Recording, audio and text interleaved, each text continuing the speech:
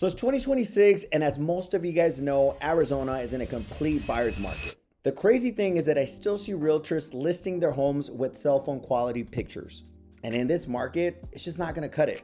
Now, don't get me wrong, these cell phones have great quality cameras now. But a realtor with their iPhone 17, 18, 19, whatever iPhone's out there now, is never gonna beat a professional photographer with a high-end camera. Now look, between 2020 and 2024, you could have had your toddler draw your house, post it on the MLS, and you would have had your house sold. Now, I'm not saying you would have gotten top dollar, well, unless your toddler is a very talented artist, but you would have gotten an offer and it would have gotten sold. Now, in this video, I'm gonna go over a couple things, and one of them is the importance of using a professional photographer. I'm gonna show you a couple examples of homes that were listed prior, got sold with high-end quality pictures, and then they try to list it again with terrible pictures, and you're gonna notice a difference. I'm also gonna show you some terrible examples that some realtors actually listed in the MLS. Some of you guys might actually find it funny. Unless it's your house, you're probably not gonna be laughing. And then a bonus, I'm gonna give you a list of things to do before the photographer arrives at your house, things that will make your house the obvious choice for any potential buyer looking inside your community. So in the last decade or so, a lot of us have gotten used to shopping online, ordering big ticket items that, before we used to go shopping at a store, and now we're just ordering it, have it shipped directly to our house. And we feel comfortable with that. And then companies like Zillow and Realtor.com made it easier for you to shop for a home without actually even speaking to a realtor. I still remember back in 2007 when I was a realtor, people would tell us what they were looking for, potential buyers. And we will pull up a list and we would say, all right, we're gonna go check out these 3 different homes today. Many times they didn't even know what these houses looked like until they arrived. Now things have changed completely. We send them a list of homes, they tell us which ones they want to look at, or they're going shopping on their own, looking on, through Zillow.com, Realtor, and many of these other websites, and letting us know which ones they want to go see. Now, I've had situations where, for example, let's say like back in 2021 and 2022, where there was a lot of FOMO out there. People were just making some crazy offers. There was like 20 buyers per home, and people were missing out on deals just because there were so many people making some crazy offers. So there was always that one home that I would keep sending to my buyer, and they just wouldn't choose it because the pictures were terrible. It would make the house look small. It just looked cold. They most times they would look a lot uglier than they were. So I would tell my clients, look, this house has been on the market for 20 days. There's no other house that's been on the market for 20 days. I guarantee you that's exactly the same floor plan as a house that you really liked. So go check it out and see if it's an option. We would go see it after insisting many, many times, and they would realize the house was actually nicer than it looked in the pictures. Now, in that situation, a lot of times my clients would get a good deal because they wouldn't have any competition. But that seller was missing out on potential profits just because they used bad pictures. And even though the market was crazy, the house wasn't getting picked. Now, if you want to make sure your house is the obvious choice in your neighborhood for any potential buyer, you have to use high quality pictures. A lot of times we get the pictures from the photographer and we still send it to editors or people that will clean it up, make it look nicer, put a different, sky, use AI. I mean, there's so many things we can do with pictures to make them look more enticing to any potential buyer. Now, recently I spoke to a gentleman that was trying to sell his house after only owning it for 2 years. He had it listed for 6 months, and unfortunately he didn't get any offers. Now, he bought it at a time where there was a lot of demand in that specific community.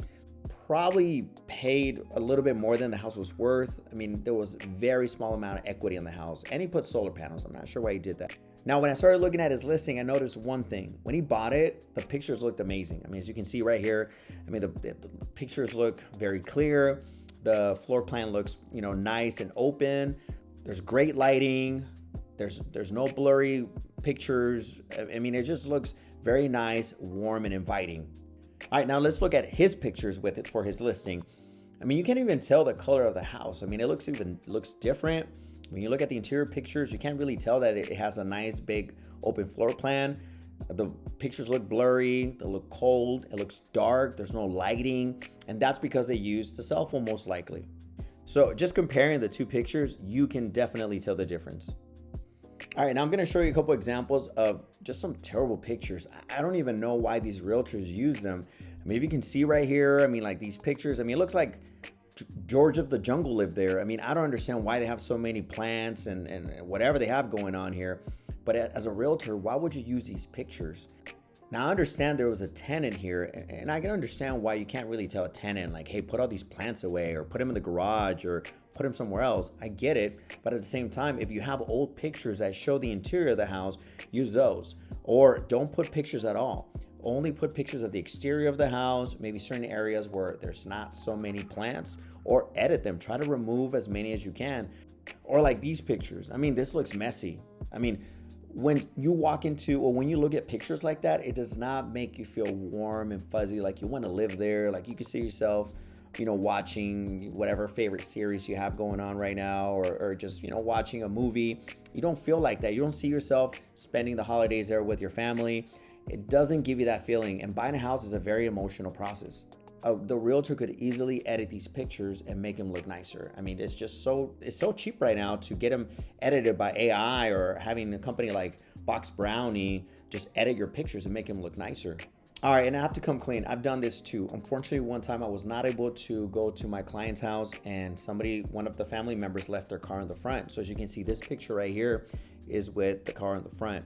Obviously, it doesn't look very nice, doesn't look very appealing. The color of the house also looks very little odd. So I actually had it edited, removed the car, and we made the house a little bit lighter so that it'll resemble what it looks like in person, so that it looks a little bit more appealing. And we started noticing right away the difference and the type of demand we started getting once I had the pictures edited. So pictures are so important that if you don't have great quality pictures, it could be the difference between attracting the right buyer or just having your house sit on the market. All right, and for a bonus, I'm gonna tell you exactly what to do to make sure that your house is the obvious choice.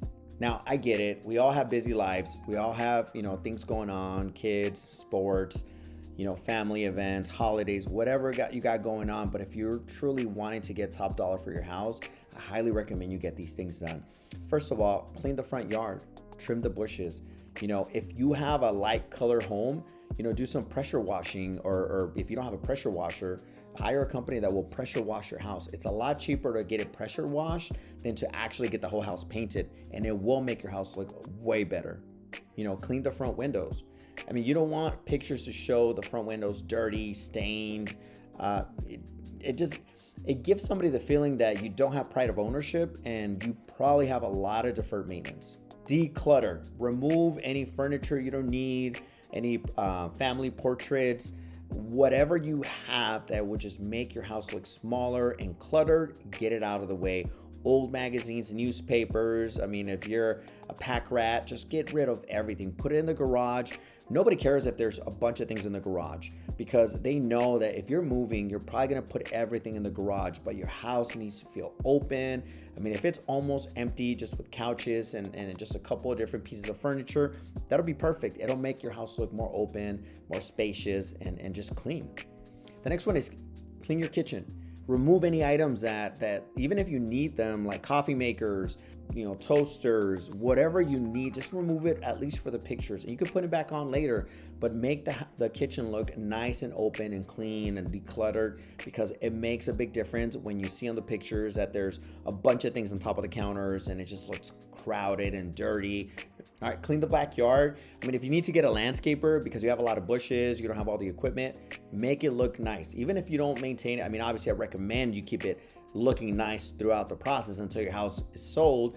But if you can at least get the back cleaned during the pictures, or right before the pictures, that will make a huge difference. Also, if your pool is a little green, or it doesn't look super clean, get it clean. Make sure you get a pool guy out there to clean that up, make it look nice and blue, at least for the pictures. Now, again, there's so many things that could be easily edited. Now, one of the most important things is, asking your realtor from the beginning, how are you going to market my house? And I mean, if he doesn't talk about professional photography, or if on picture day, I mean, you should have asked him, but if you forgot to ask him, and if on picture day he shows up with his cell phone, or just a little camera, and he's getting ready to take pictures, I mean, just kick him out of there. Yes, kick him out of there and rip up the contract and say you're not coming back until you get a professional photographer, because a professional photographer can make a huge difference in how your house is marketed, how people see it. Trust me, I've had so many people tell me, man, these pictures looked amazing, and then I went to go see the house. and it wasn't anywhere as nice as it looked in the pictures. Now, I know that's not a very positive comment, but at the same time, it does show that pictures can bring as many people in the house, and you can negotiate with a potential buyer if they never went to go see your house or showed some kind of interest. So if somebody says, you know what, I didn't like the color of this wall, and in the picture it looked white, but here it's actually pink. I don't like that. Cool, let's figure it out. Let's negotiate. Let's figure out how to get this painted before we close, or give you a credit so you can paint the house. Whatever we need to get done, but if we don't even know who's interested, we can't negotiate with anyone. Now, if you're looking to sell a house here in Phoenix, Arizona, or any of the surrounding cities, send me a DM, click on the link below and schedule a 30-minute Zoom call, or we can meet in person. This is Juan Ramirez, number Juan Realtor. I'll see you on the next one.